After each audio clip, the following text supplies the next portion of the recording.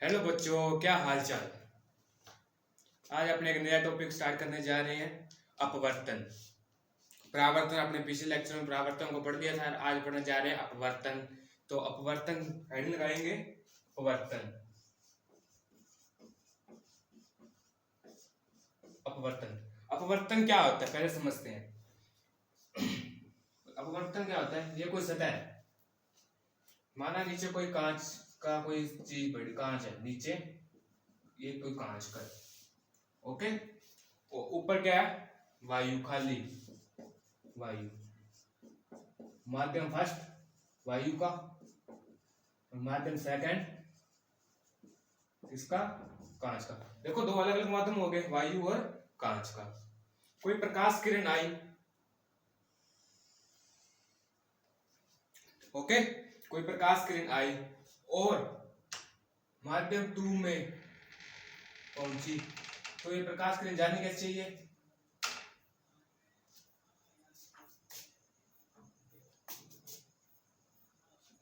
इस तरह से। तो परंतु ये जाती नहीं, ये कैसे होती है, अपने पथ से क्या होती है, विचलित हो जाती है। क्या होती है, अपने पथ से हट जाती है। बीच में अभिलंब खींच लेंगे एक, अभिलंब। तो जो प्रकाश किरण आ रही है, उस प्रकाश किरण को क्या बोलते हैं, आपतित किरण। क्या बोलते हैं, आपतित किरण। और जो परावर्तन सतह से अपवर्तन सतह से टकराने के बाद जाती है, उसको क्या बोल देंगे, अपवर्तित किरण। समझ में आई, अपवर्तित किरण। अभिलंब के साथ इस कोण को क्या बोलते हैं, कोण आई, और इस कोण को कोण आर। तो परिभाषा किस तरह से लिख सकते हैं, अपवर्तन को कैसे परिभाषित कर सकते हैं, लिख सकते हैं, जब कोई प्रकाश किरण एक माध्यम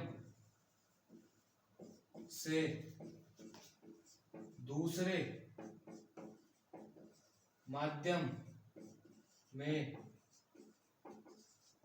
प्रवेश करती है, तो वह अपने पथ से विचलित या हट जाती है। इसे अपवर्तन कहते हैं। ओके, अपवर्तन क्या होता है, जब कोई प्रकाश किरण एक माध्यम से दूसरे माध्यम में प्रवेश करती है, तो वह अपने पथ से विचलित हो जाती है, इस हट जाती है, इसे अपवर्तन कहते हैं। ओके, तो अपने पथ से हट जाती है, इसे अपवर्तन कहते हैं। ले लो स्क्रीनशॉट ले लो। एक होता है विरल, एक होता है सघन। जिस पर जहां पर कण ज्यादा पास पास पे होंगे, कोई भी कण हो पास पास में ज्यादा होंगे, वो सघन होगा। जहां पर दूर दूर होंगे, वायु कण दूर दूर होते हैं, वो माध्यम विरल। अगर प्रकाश किरण कहां से आ रही है, विरल से सघन में आ रही है, तो क्या होगा, प्रकाश किरण क्या होगी, अभिलंब की तरफ झुक जाएगी, अभिलंब की तरफ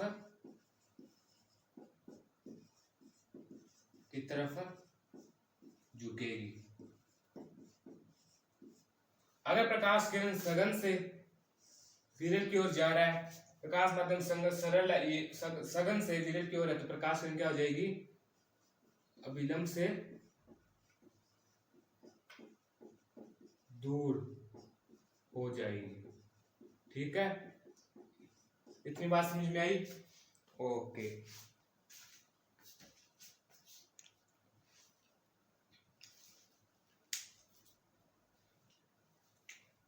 ले लो स्क्रीनशॉट ले लो।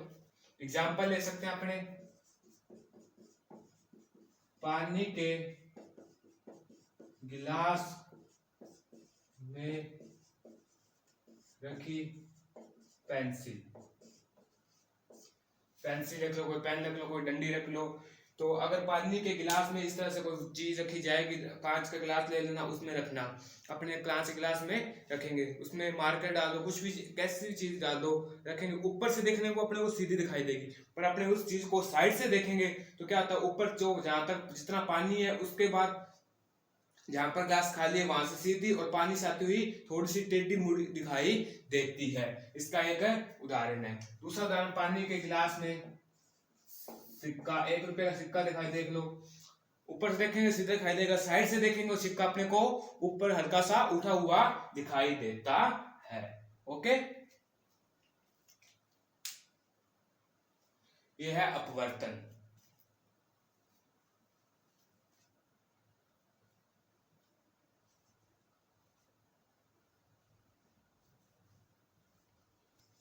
क्या पढ़ते हैं? अपवर्तन के नियम। अपवर्तन के नियम पढ़ने से पहले एक चीज पढ़ते हैं। ये कोई कांच का स्लेब है, इस तरह से कोई कांच का क्या स्लेब, ठीक है। यहां से प्रकाश किरण आई, आने के बाद उस तरह इससे निकलना चाहिए था इस तरह से, पर वास्तव में क्या होता है, वो प्रकाश किरण क्या रहती है, थोड़ी सी टेढ़ी। ओके, ये हो गया अभिलंब, ठीक है। इसको अभिलंब को मान लिया, नाम दे दिया एन एम, इसको दे दिया ए बी सी टी, ठीक है। अभिलंब के साथ इस कोण को कोण आई और इस कोण को कोण आर, ठीक है। ये होगी आपतित किरण, आपतित किरण, ये होगी अपवर्तित किरण,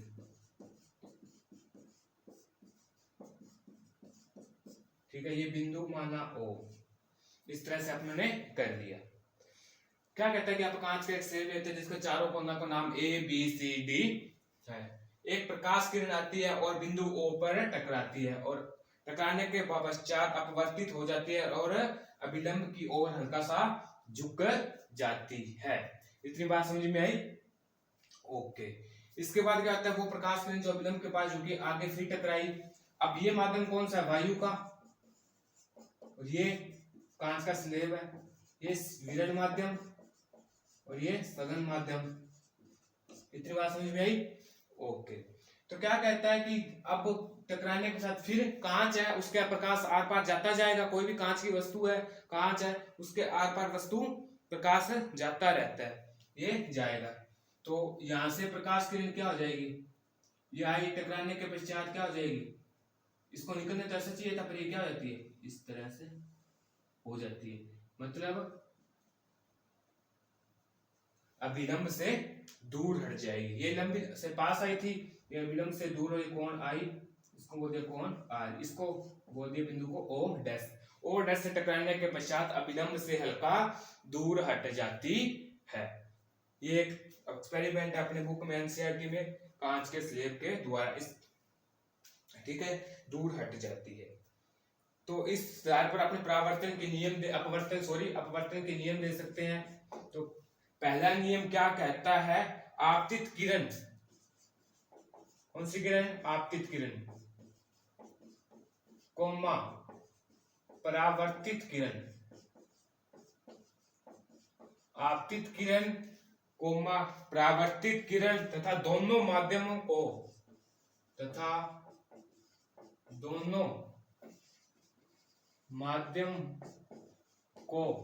अलग, दोनों माध्यमों को अलग कौन सा कर रहा है, ओ डैश, अलग करने वाला, अलग करने वाले पृष्ठ कर रहा है ना, दोनों माध्यमों को कर रहा है, पृष्ठ अलग कर रहा है, इधर से ओ और उधर से ओ डैश, पृष्ठ करने, पृष्ठ के आपतन बिंदु, कौन सा आपतन बिंदु, ओ, आपतन बिंदु, ये आपतन बिंदु पर अभिलंब,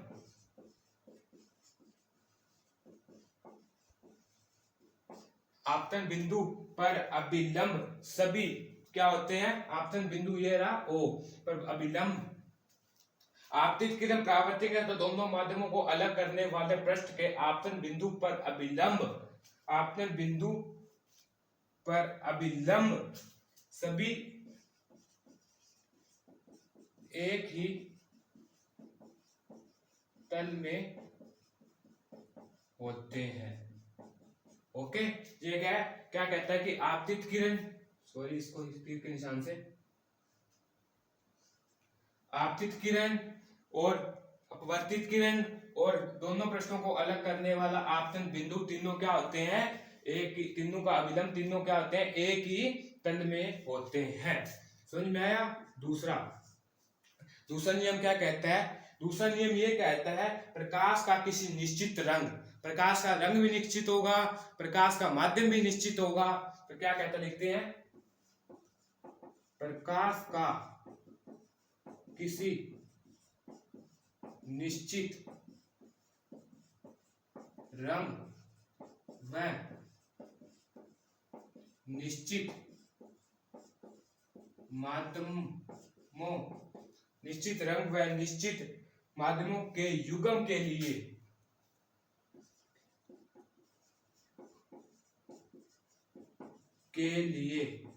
युग्म के लिए आपतन कोण की ज्या, जो आपतन कोण, आपतन कोण की ज्या साइन, ज्या साइन, ठीक है, ज्या का होगा साइन, और अपवर्तित कोण की ज्या,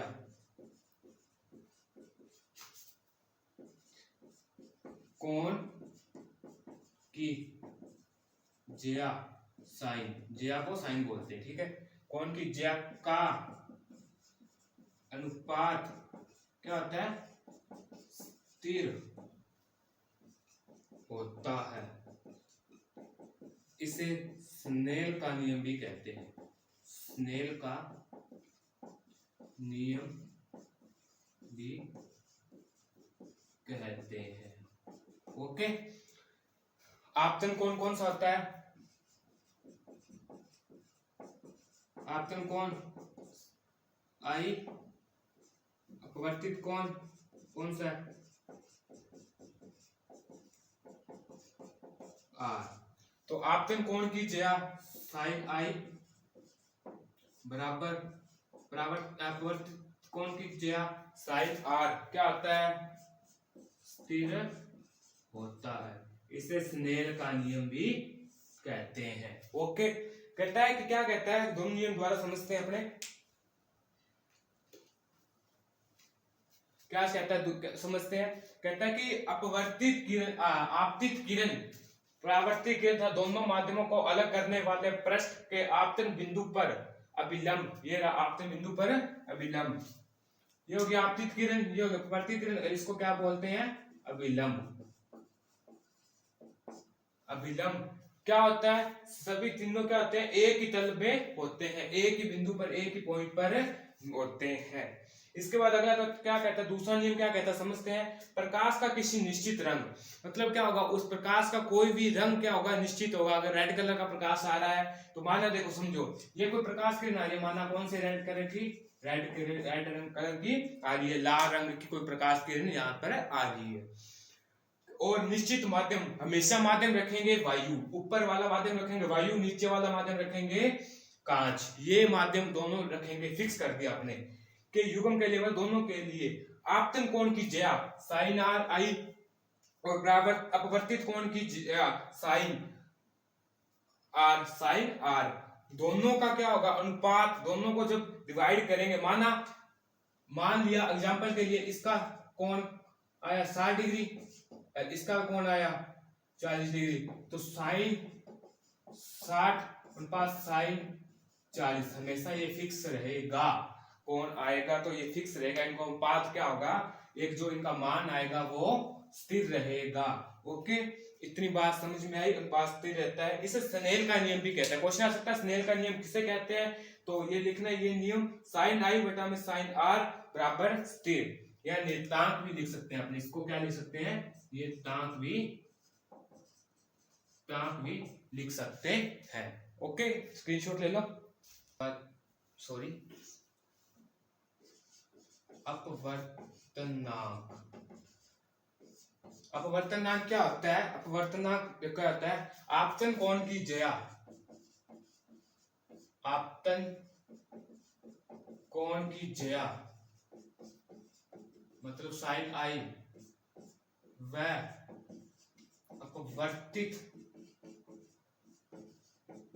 कोण की ज्या साइन आर। आपतन कोण की ज्या व अपवर्तन कोण की ज्या का अनुपात एक नियतांक है। इस नियतांक को अपवर्तनांक कहते हैं। ठीक है, समझ में आई बात? क्या कहता है अपवर्तनांक? आपतन कोण की ज्या साइन आई व अपवर्तन कोण की ज्या का अनुपात क्या होता है? एक नियतांक है। अपने शेर का नियम पढ़ा था, उसमें पढ़ा था कि इनका मान क्या होता है? एक स्थिर या नियत होता है, फिक्स होता है हर निश्चित रंग के माध्यम में, रंग के प्रकाश के और माध्यम में। तो इस नियतांक को अपवर्तनांक कहते हैं। ओके, तो अपवर्तनांक कहता है कि अपवर्तनांक माध्यम का वह गुण है जो, अपवर्तनांक माध्यम का वह गुण है जो माध्यम में प्रकाश की क्या करता है? चाल निर्धारित करता है। प्रकाश की चाल निर्धारित करता है। ओके, इसकी बात समझ में आई? ओके, ठीक है, इसका सूत्र भी निकालने करते हैं। अपने देखते हैं, एक स्लैब ले लेते हैं, वही पहले वाला सिस्टम, छोटा सा बना लेते हैं इस बार।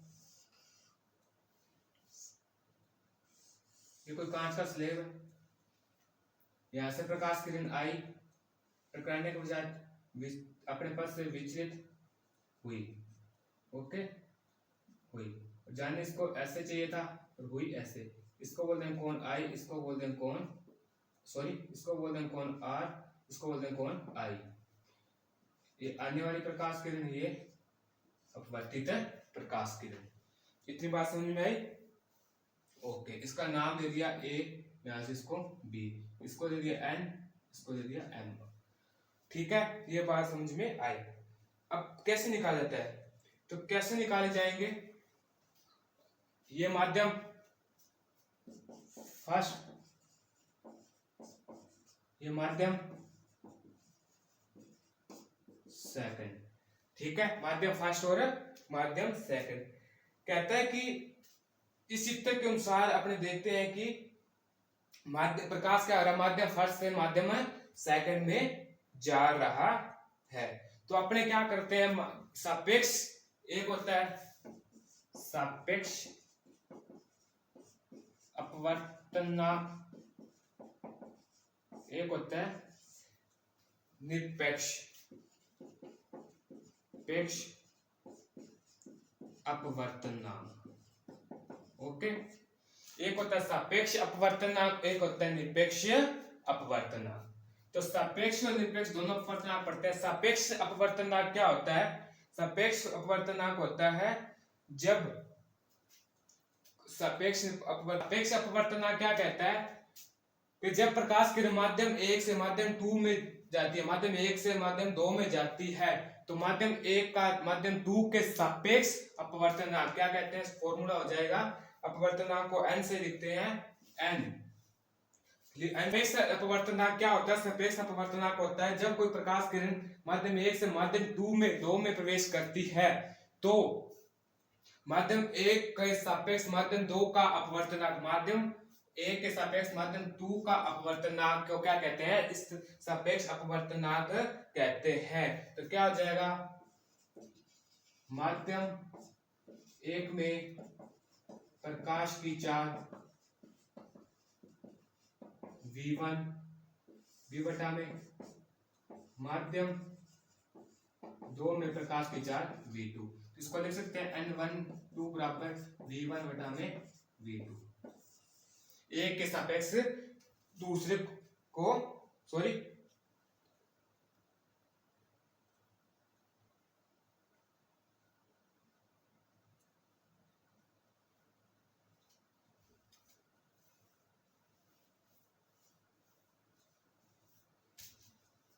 ओके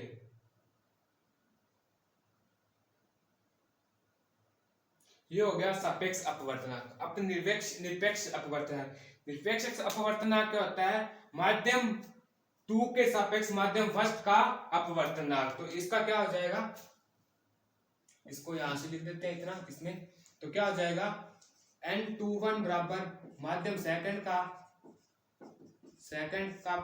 प्रकाश की चाल और माध्यम